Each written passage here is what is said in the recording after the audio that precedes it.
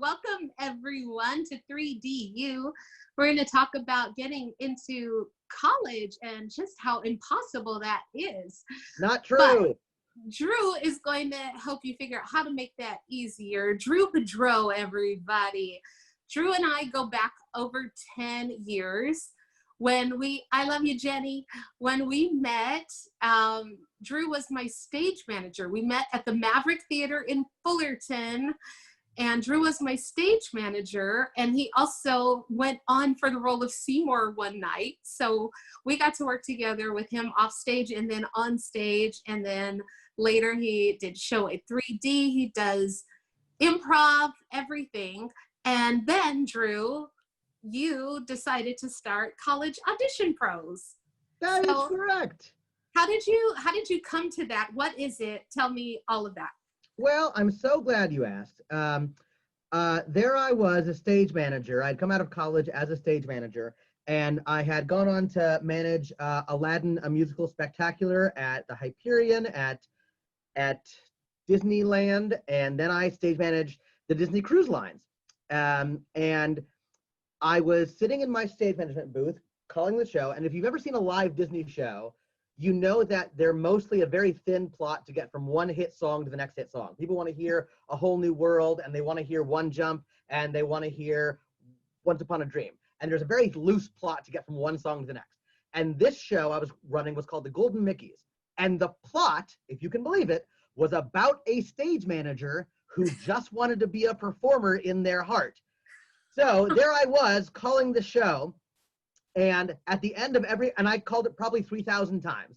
At the end of every show, this little tear would roll out of my eyeball, and I would suck it back into my face and be like, "Keep it together, Boudreau!" And then finally, after about a year and a half of doing it, I took my headphones off and I threw them against the wall and I said, "I'm going back. I can't live without doing this part of me anymore." And it was scary and it was risky, and I was throwing away, $100,000 a year working for the Walt Disney Corporation, but I didn't care. I had to do what was in my heart.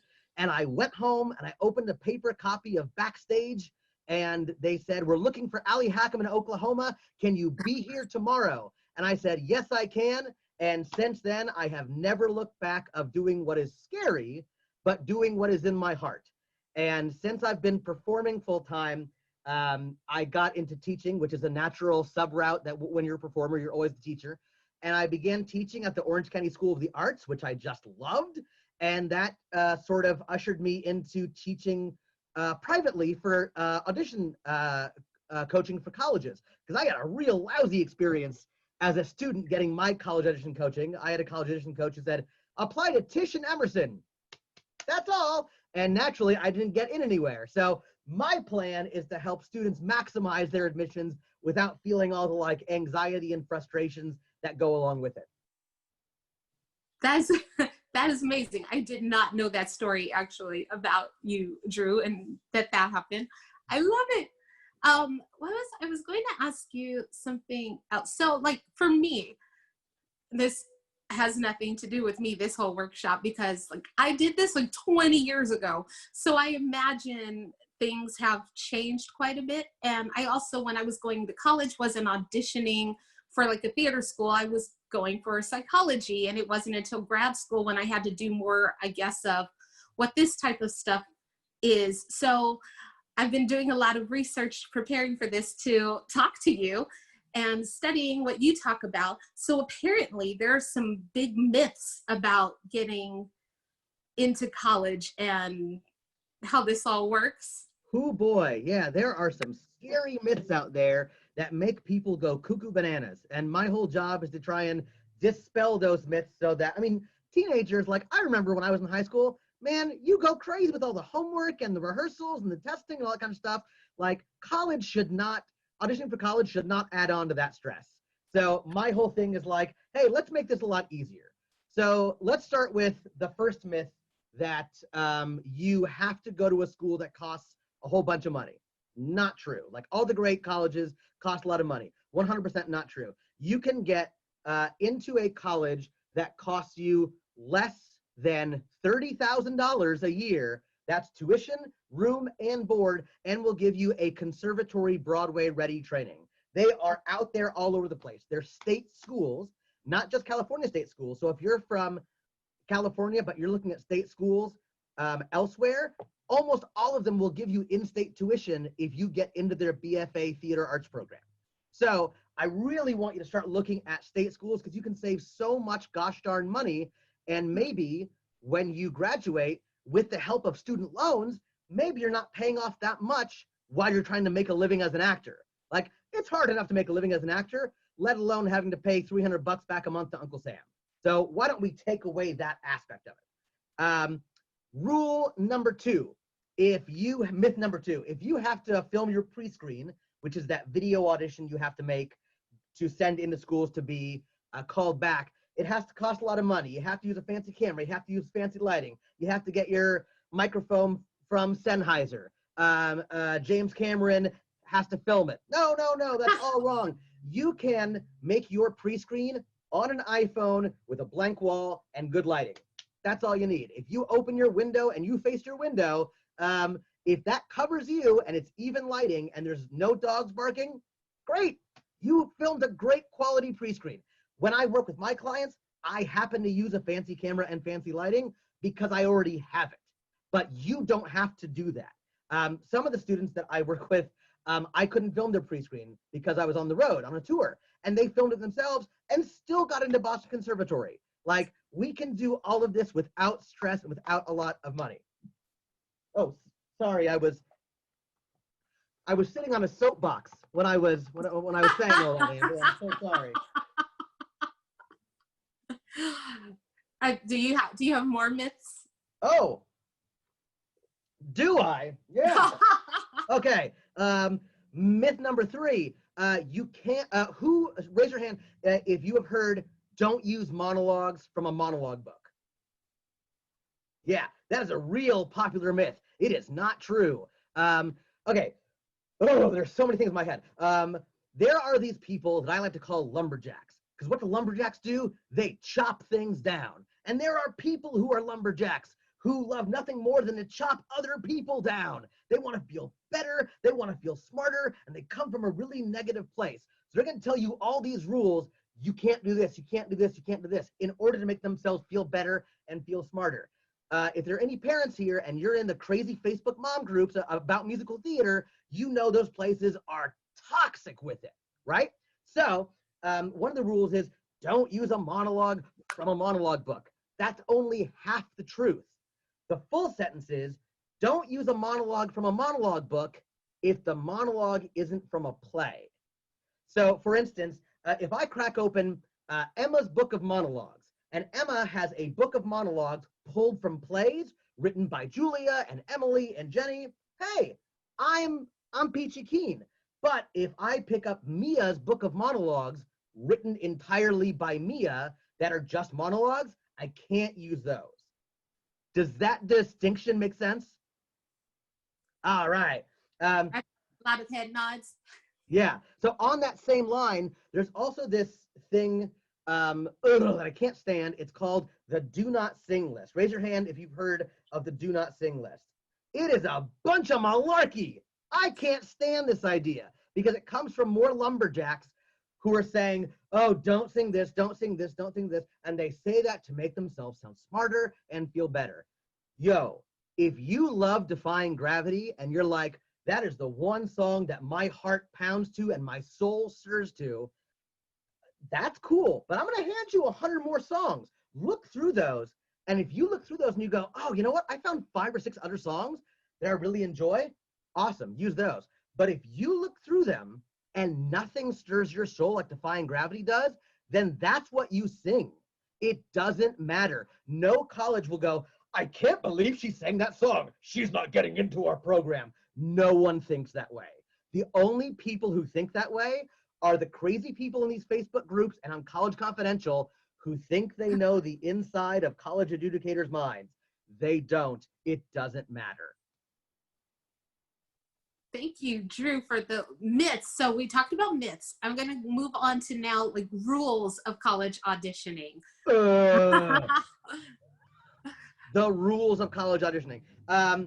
Okay, so like part of the rules of college auditioning is that you have to use, two of my students are here. Hey, this is great. Allison and Emily are here. Hello, hello, hello. Emily. Hi, Emily. Hi. So they know about this. So when schools say use contrasting pieces, use two contrasting monologues or two contrasting songs. Contrasting just means different.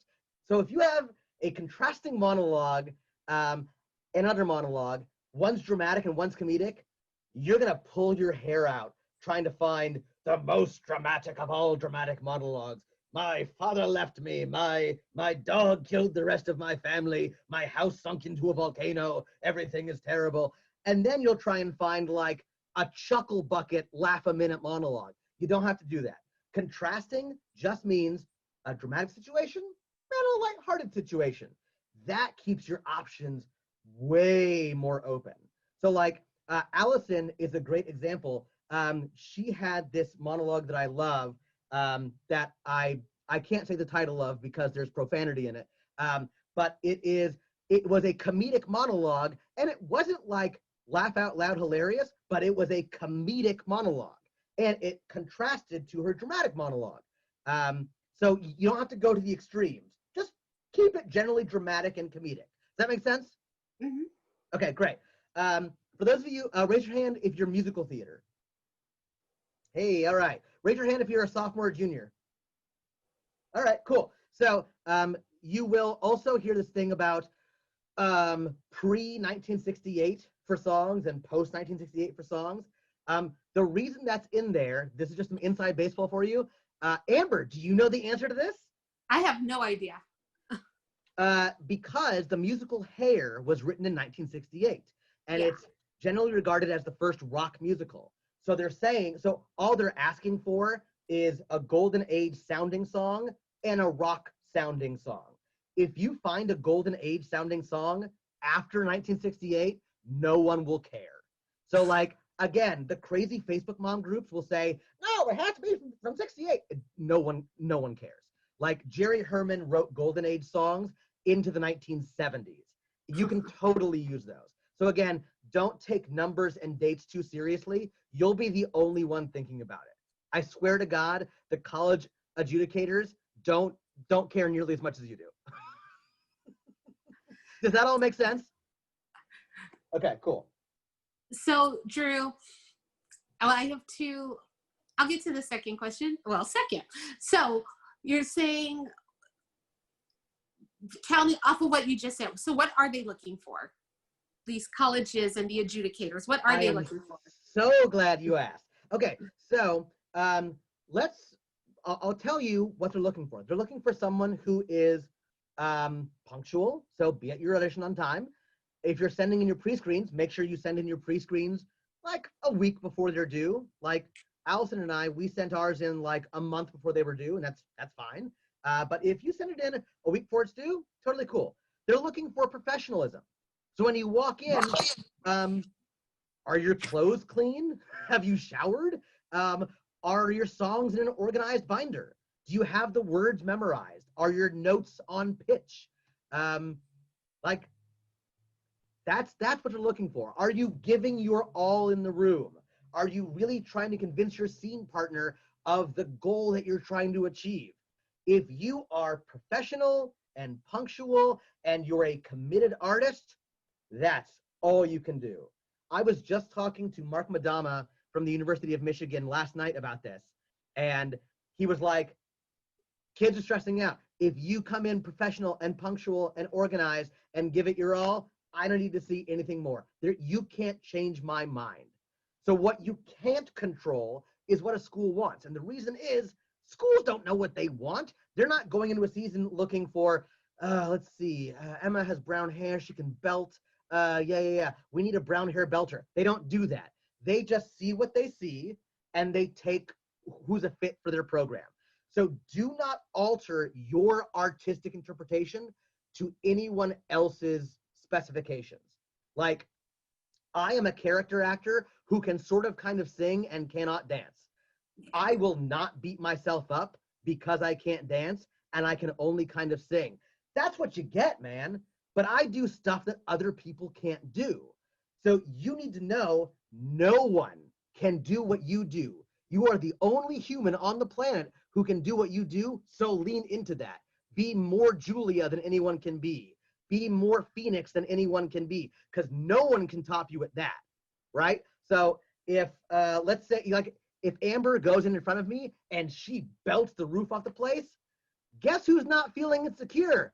This guy, because I'm not a belter and I got nothing to worry about. Does that make sense? Mm-hmm. Okay, cool. You know, Drew, also that goes just into later in life as they go past college and start auditioning for shows. The only thing you can really bring to the table that no one else has is you. So you should not try to alter or be like someone else. You should just be you. That goes beyond college and just in general.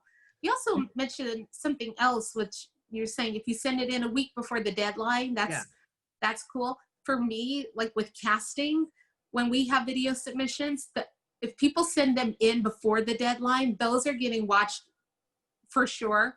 When people send them in on the deadline and auditions have started, now I'm paying less attention. I'll get like so many on the deadline or right before the deadline, and like I can't watch all of these now, but the people who sent them in before, I have time to watch those. So I think that's just something for everyone to keep in mind in general as they continue on in this business. Absolutely. Next question for you. So earlier you were talking about how state schools are perfectly fine and great and everything. So how do people find or know which schools are right for them? Oh, I'm so excited you asked me this question. Well, I'll tell you, can I actually sort of talk largely about like making your school list? Will that be helpful? Yeah. Okay, great. So I see Emma's like, yes, do that, please. Please do. Okay, so your school list should be between 12 and 20 schools. Now, these are my guidelines. I don't think there's any rules in college auditions because you don't want to start worshiping the altar of rules. So these are my guidelines that work for my students, right? So like with me and Allison, these guidelines worked, right? So 12 and 20. The reason it's a high number, especially for those of you who were like, whoa, I was planning on applying for 7 or 8, is because you have to go through triple the hoops that a regular student does. You have admissions, you have the audition, and finally, can they use you? So maybe Julia has great grades, and then she has her audition, they go, whoa, you knocked our socks off. Then they go, shoot, we've already got so many ladies who can hit that high E. We really need a tall base. Darn. So we want to spread our schools out. So pick a number between 12 and 20. The ratio of schools, because you have things called fit, reach, and safety. And I know that you've heard those terms before in terms of academics, but this is different. Whereas a reach school in academics means you got to have a high GPA, high test scores. A reach in theater just means how many people are auditioning. Has nothing to do with talent. It just means how many other people are reaching for that same cookie in the cookie jar. Reach just means lots more people. Fit means great training. Probably still as good of training as reach schools. There's just less people trying to get in. And then a safety means you walk on the campus, you go, I'm Emily, I'm a theater major. And they go, great, you're in. A safety just means there's no audition. So far, does that make sense? Mm-hmm. Okay, so let's say that you have 15 schools in your list. Mandated, you must have one safety school.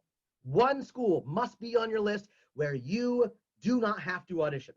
The rest of them, make it a 50-50 split between fit and reach. 60-40, either way is cool. 70-30 is about the biggest spread you want, right? So like you can have like, 8 and 8, that's cool. 7 and 9, okay. 10 and 6, you probably don't want to go past 11 and 5. Either way, does that make sense? Whoa, I'm getting feedback. That's me. You sound like Lou Gehrig giving a speech. Okay, there we go. All right. So one safety school, the rest fit and reach with appropriate ratios. Okay. State schools. I'll tell you some in California right now that would be awesome for you. Cal State Fullerton is an awesome BFA program. Just know it's a cut program, so you don't stay in the BFA necessarily. However, their BA theater program is really like baller. I like it a lot because you can still do the BFA musicals. You can get leads in the musicals without having to be in the BFA. UCI has a musical theater program that I like a lot. UCLA has a great theater program. Let's talk about out-of-state schools that give you in-state tuition. My favorite school in the whole wide world is Missouri State. Missouri State is run by Bob Westenberg, who, if you've ever seen the original production of Into the Woods, he was the original Cinderella's prince, and he runs the program, and he gets all his famous friends to come out there. It's an awesome BFA program, and he gives you in-state tuition to start at, and then he gets it lower, like a grant, a medallion, an award, a merit badge, or whatever. Like, he's trying to get you to graduate and make a living and not have to have all these loans on your back. Texas State gives you in-state tuition. It's a great program. The North Carolina School of the Arts, it's a state school. It's a state school and a conservatory. So know that there's a lot of really great affordable options out there. Okay, so when you're talking about picking schools and applying and all of this stuff, so when should that process start? My guideline is generally like right about now, like this week, is when the students that I work with have their school list done. Okay, so when I work with students, I make a list of about 25 schools for them, and then I help them taper that down to a reasonable number. By about May, have your audition requirements made, right? So let's say that you pick your schools. Each school has a different set of songs and monologues they want to hear.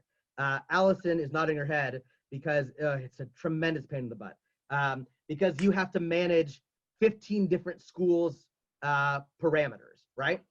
Have that done by May.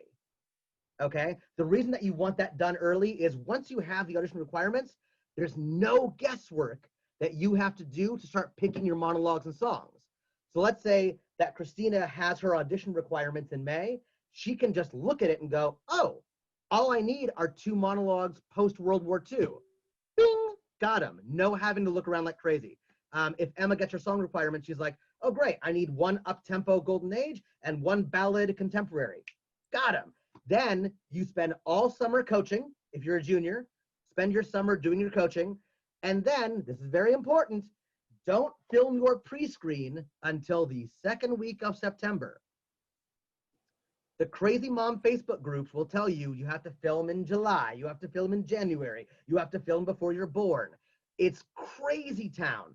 The reason that we don't film until the 2nd week of September is because if you film in August, cool, you're early, I love it, but when schools get back into session, they update their audition requirements on their website and they change them. And so now you have to make changes, you have to reshoot the whole thing, and Lord knows, getting 2 hours of time is hard enough, like if you're a performer in high school. So don't have to do it twice. Wait until the 2nd week of September, and then you'll be in the clear. After that, these are my recommendations, take the rest of that semester off. September, October, November, take it off, because there's nothing more that you can do with your materials. Like, you're good. And you have ACTs and SATs and homecoming to worry about. In December, I bring my kids back in and we start shaking the rust off, because your auditions will start in January. Yeah, good? Yeah. Okay, cool. So, okay, question, which was kind of my follow-up question. Thank you, Keegan. So you start this your junior year, or like sophomores looking at this? So the particular process that I just went over, start that junior year. So like a lot of my kids started making their college lists January of junior year. But you can do a lot when you're a sophomore and a freshman still. If you're doing shows at school, keep doing them. If you're doing outside shows at community theaters or regional shows, keep doing them. Awesome, awesome.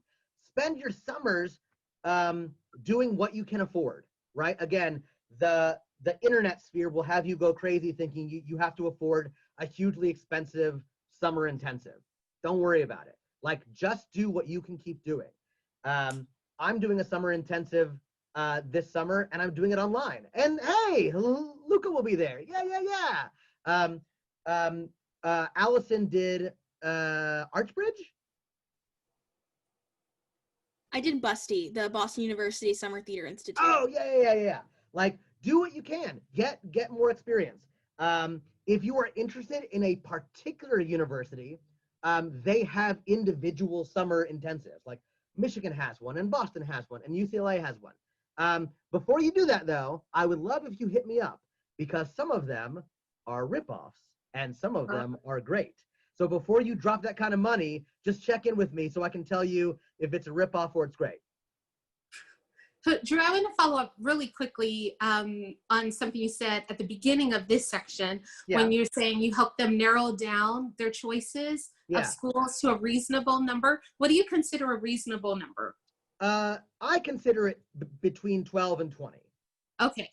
And that's just my experience over the years. Is 12, under 12 is too few. Like, that's a hard and fast rule for me. No fewer than 12. 20 would be my maximum before I would lose my mind. But we have had some clients who have had one stay-at-home parent, and they have the luxury of having someone who can, like, help them apply to 25 schools. If that's within your range, that's awesome. Cool, do it. But if you have two working parents, 20 is about the cutoff before your brains all turn to mush. Got it. So moving on to everything this timeline that you just gave out and everything, you have something that you call, I think, a roadmap to auditions. I do.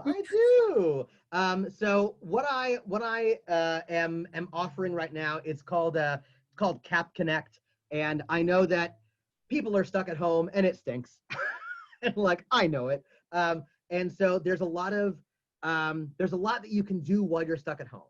And so I'm doing this Cap Connect. It's essentially everything I tell my private clients on a video online course that you can do on your own time. And it's from starting looking for your schools all the way through your last audition day.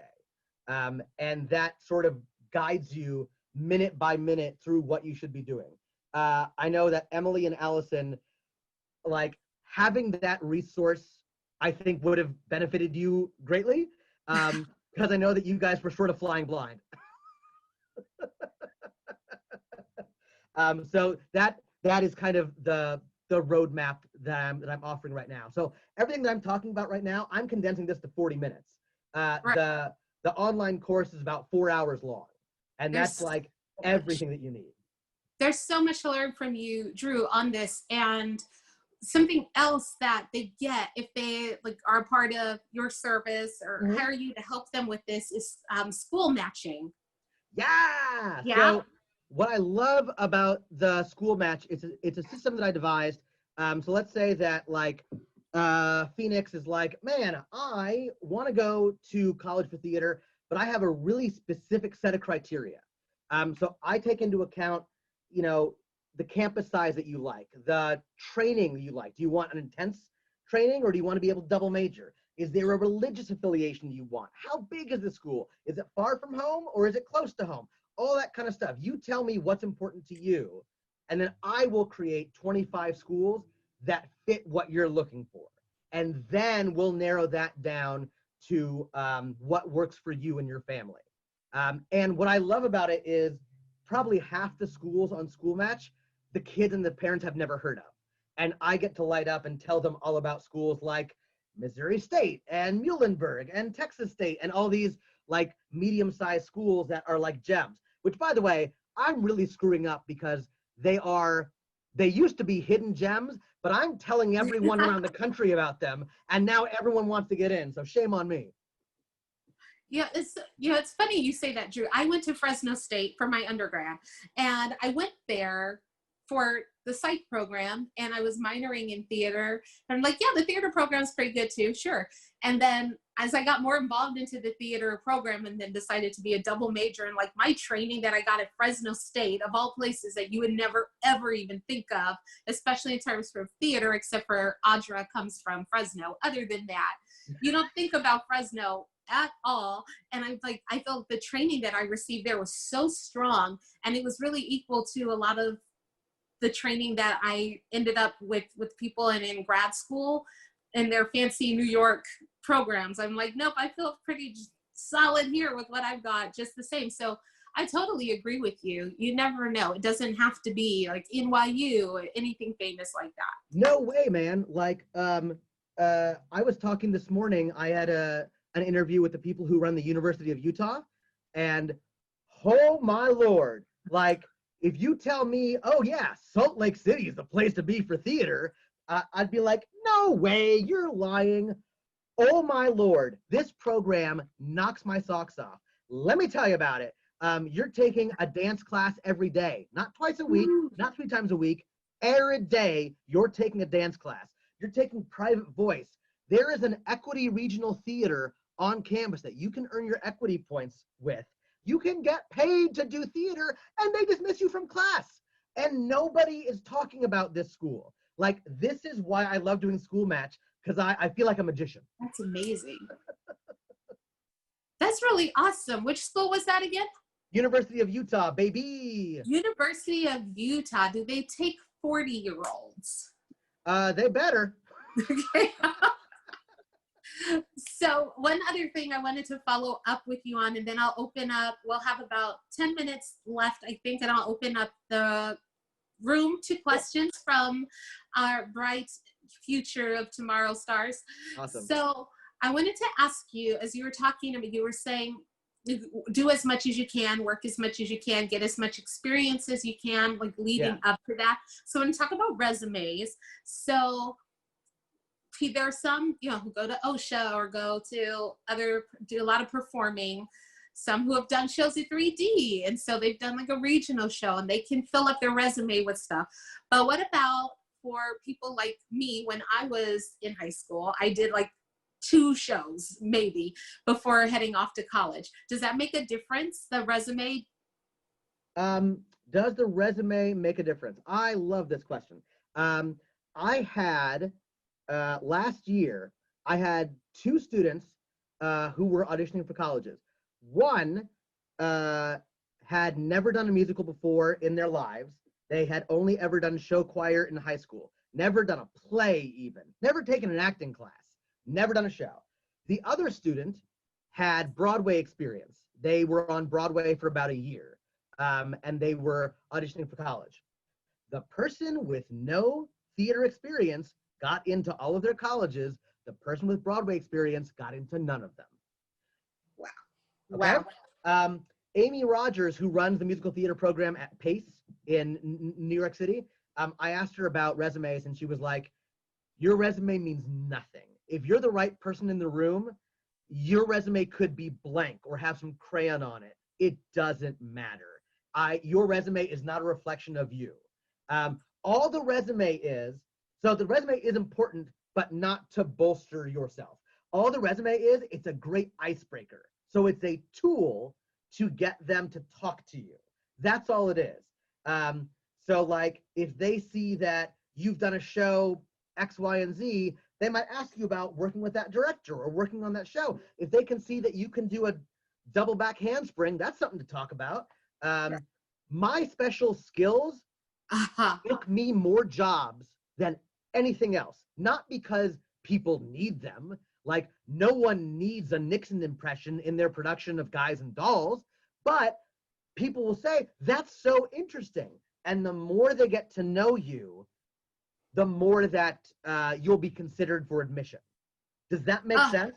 Yeah. You know what, Drew? And everything that you just said completely applies to theater past college and university level into community theater, regional theater, professional, like that whole thing is so true when it comes to it. We want the best, not the best talent, not the best resume. And Jenny Schneep can attest to this. If I see a fun special skill on the resume, I will absolutely ask you to do that in the room because it's fun. And we get to know you outside of that nervous bit of you that is performing in front of us at that moment.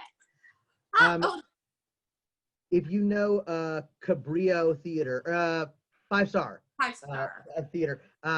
I was in there for the Peter Pan auditions a couple years ago, and they were like, "All right, it's time for the boys to audition." And the director was like, "Okay, who has special skills?" And all the boys were like, "Back handspring, back handspring, back handspring." And so there were like 100 boys who did back handsprings, and then there was like old schlubbo me who was left, and he was like, "Anybody else?" And I was like, "I can do a Nixon." And the director went, "Everybody out." And I stayed and read my side again. This time as Nixon. They don't need a Nixon pirate, but they were like, "That's it, you're cast." You know what I mean? So like that can do it for you.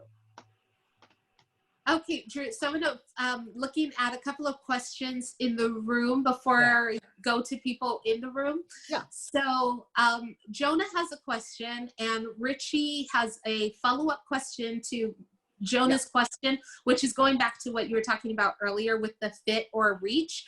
Okay. So Jonah would like to know if you consider Texas State to be a fit or a reach, and Richie would like for you to touch on what that means again, what a fit means again. Sure. So Texas State is a reach school. They have many, many, many auditioners and many, many, many applicants. A fit compared to a reach just means, are there a lot of people auditioning for the school or just kind of a lot of people? So a reach means a whole lot of people, and a fit means just kind of a lot of people. Okay. All right. And then Luca has a question. Yeah, Luca. Okay, wait. This is kind of both of our questions where we were wondering, is it worth it to like start visiting colleges like early when you're in high school, like freshman or sophomore year? Oh, I think so, because if you have the time and you have schools in mind, like you can do it with a relaxed schedule instead of trying to fit it all in junior year. Yeah, Okay. that'd be awesome because it can change your mind. I've had students visit their dream schools and be like, "Well, this place stinks, never mind." So you can do that early on. Okay. Oh, thank you. And I would add to that, even though like my experience of this is like 20 some years ago, but I recommend as much as you can to definitely go and check out the schools in person that you're planning on going to and see firsthand what their programs are like. See if you can audit classes. I did that for when I went to grad school in San Diego, and I was just like, oh my gosh, I can't wait to be here. And I went somewhere else and was like, I'm okay if I don't go here. So just know what you're getting because everything can look great on paper. Absolutely. Okay, we have a couple more questions. And while I'm looking at that, Drew, quick shout out to one, thank you for doing this for us with 3D+U, but also you can find him on Facebook, College Audition Pros, and you've been doing some live stuff since the whole quarantine started. So, and those are still up. So you can go back, people can go back and check those out. Are you doing any more of those? Yes, I am. I'm doing one with University of Minnesota coming up. Y'all, if you're an acting major, University of Minnesota is out of this world. Their training program is with the Guthrie Theater, which is like a huge regional theater, and the Guthrie facilitates their BFA acting program. So I'm doing one with them coming up. I just did Michigan last night, Utah this morning, and more to come. Yay! I'm so glad that you're doing this. I'm sure everyone else appreciates that too, because it's a lot. It can be so overwhelming dealing with all of the applications and videos and all of those things that go into it. Really quick, yeah, is she still there? Emily? My little Emily Frazier. Emily. So, Emily, we need to see your dolphin. Oh my gosh. You put it out there for us all to see, so now you have to do it. All right.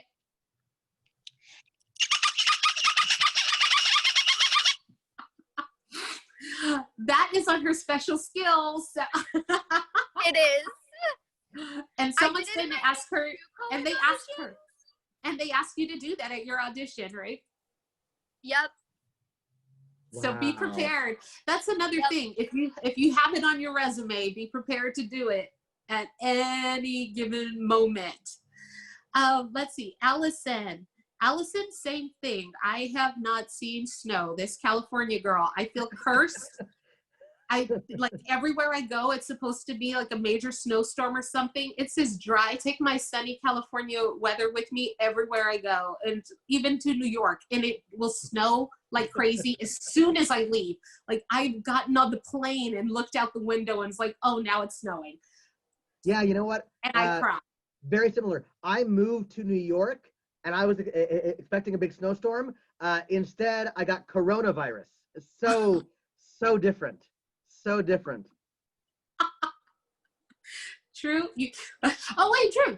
There's an international question. Ask that, and then I think we'll have time for one more question. I'll Right. turn it over to Gigi to wrap us up. So Allison, not Allison, Christina wants to know: are there any specific things international students have to follow up for being able to get a full funded scholarship? Oh, Christina, where are you from? I'm from Colombia in South America. Okay, awesome. Yay! Specific things, each, like this sounds like a cop-out answer, but each school is going to be different. So your first point of contact is always going to be to talk with the admissions office. The actual process won't be much different. Just be sure to really touch base with them and make sure that you're on the same page. Okay, we have one more question. This is from Keegan. She wants to know if you have any opinions or advice for homeschooled high schoolers. I mean, Keegan, it's not going to be much different than kids who go to a public or private school. You just keep doing shows, keep getting your classes in. It's not really going to make much of a difference. Again, your resume won't matter that much. And in fact, the non-theater stuff on your resume, I think is way more interesting. Like everyone's done shows, but if you're like a 4-H leader or like you're a volunteer somewhere or you're leadership boards, I think that speaks to you beyond just being a performer. Thanks, Drew. Oh, my pleasure. Let's see, are there any more questions? One more, we have time for one more. You mentioned, Amber, just a minute ago, like being overwhelmed by everything, like the videotaping, all that kind of stuff. I did want to mention that when we film our pre-screens, that is something we definitely take into account.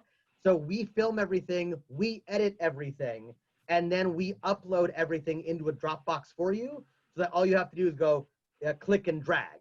That way you don't have to go nuts like editing and organizing, all that kind of stuff. Okay, so this, just again, I'm going to put this out there that you can find College Audition Pros on Facebook. Anywhere else they can like go to find more information about how to work with you, Drew? Yeah, sure. You can also find us on the Grams. We're also College Audition Pros. Everywhere you go, the logo should be a big blue circle with a cartoon version of me like this. And you can visit us online at collegeauditionpros.com. Yay! Thank you so much, Drew.